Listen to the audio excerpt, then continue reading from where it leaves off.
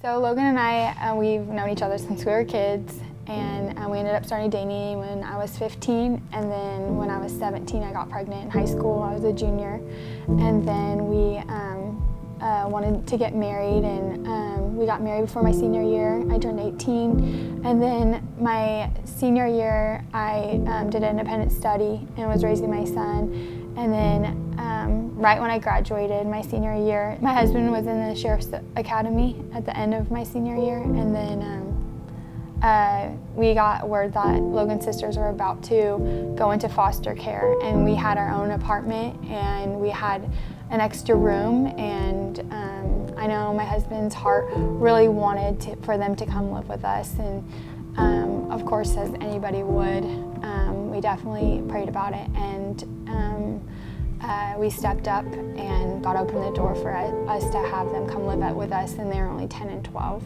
So at age 19, we had a 1-year-old, a 10-year-old, and a 12-year-old. Logan and I share the same father. We have different mothers, so we were brought up a lot differently. I have a younger sister that I share with Logan and our 2 older sisters, and Logan was a huge witness to just how different our lives were growing up. My sister and I, we moved around a lot. My mother, we never had a stable home life, and so my dad was kind of in the middle of that, and my brother, witnessed that, and he always tried to be involved as much as he could, even from a young age, like to try and hang out with us, or how, whatever that looked like. He made sure to, pick us up throughout the week, like to take us to church, and kind of just check in on us and make sure that we had things. So we lived in terrible conditions, like trailers with no floors, just houses with cockroaches. I think me and my sister had head lice for 2 years straight in our life. Looking back now, it almost doesn't seem real, that we lived that way. And it was definitely a culture shock when we finally moved into a house that was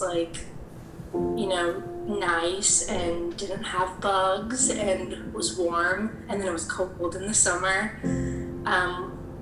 And just clean clothes and good food to eat. Just all the things that a child deserves. And we knew that we really wanted to be impactful in his little sister's lives, and that we'd really want to pour a lot of time and attention to them. And so me working really wasn't on the table. And so Logan, just like he climbed the ladder in his academy, he climbed the ladder naturally through work. During the first years of our marriage, I didn't see my husband a lot.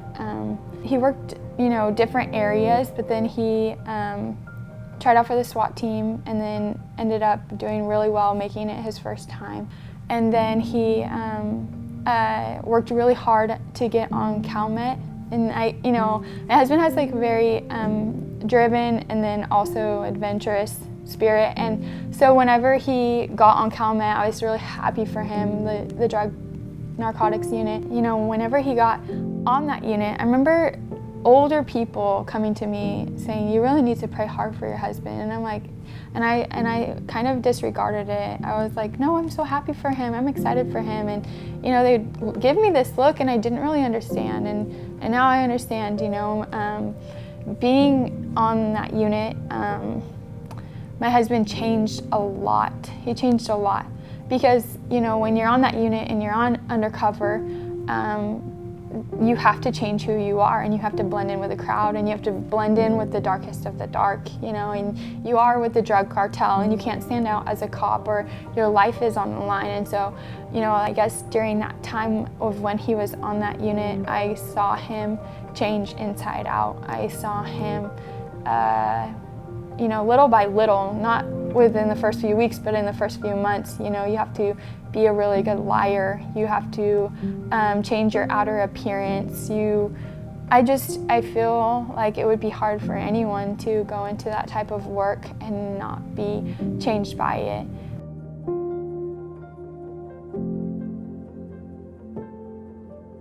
I remember finding out that we were driving to Fresno, and on the way there we were praying and stuff, and we walked to the courtroom, and I remember my dad saying to us after that court case that the judge said that he was going to be going to jail that day, but God totally showed up and changed his heart, and now he's here with us. But we have to go through it again, but I believe that God will show up again. So when I found out, it was probably a year later. Him and his best friend had gone to the FBI to turn themselves in, and when he told me, I was actually relieved. You know, I knew that there was a time period in our marriage where my husband was hiding a lot, and it was during a dark area. When he told me he was not on the unit any longer, he had resigned from the sheriff's department already a year, and we had started a gym. And you know, when we did that, our marriage started to come back alive. Our family started to come back alive. My husband started to come back alive.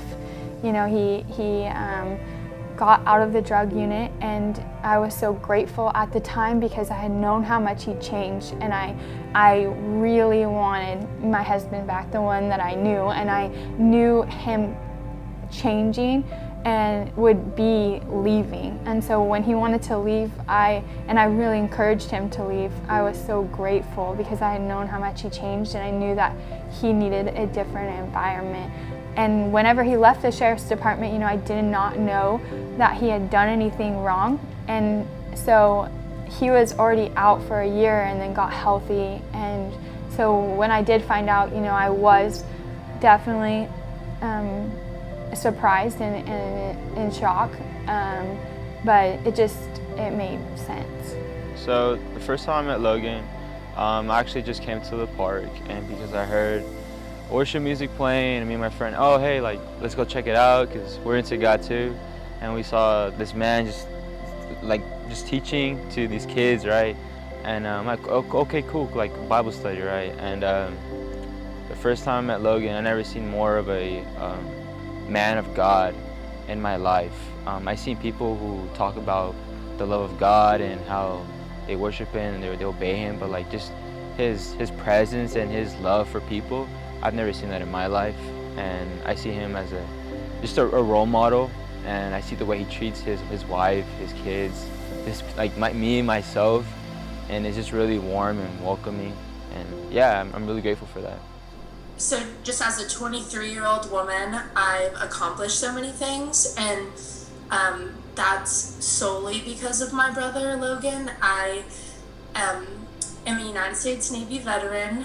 I have an amazing job. I work for a fantastic company. I have an almost 2-year-old daughter.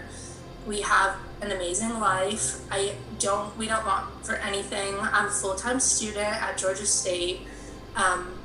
And none of this would be possible if I didn't get to go to the amazing school I went to that my brother sent me to and worked really hard to send me to, and just like to raise me with morals and just give me all the tools I needed to succeed.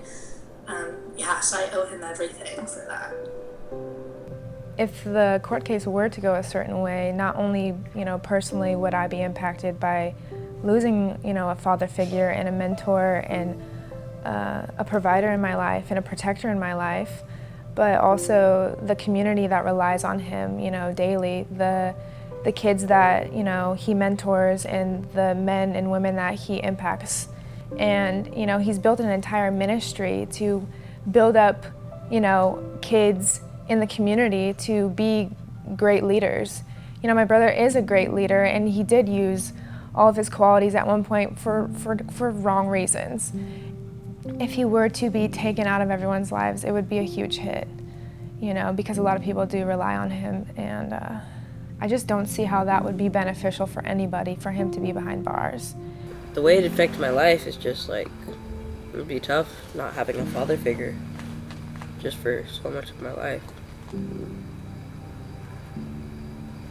He's pushed me to do so much, and I feel like without him, I wouldn't have something to keep me going.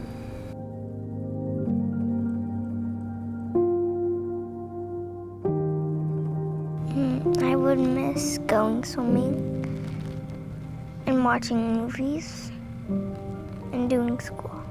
I can truly say with all my heart, my husband is a different man. Like, he hasn't changed just a little bit. He has changed completely and fully, 100%.